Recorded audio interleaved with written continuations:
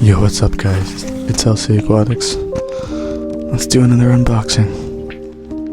So right here we have a 8-inch LED light that we're gonna put on our 10-gallon tank with our crayfish. And because recently we had a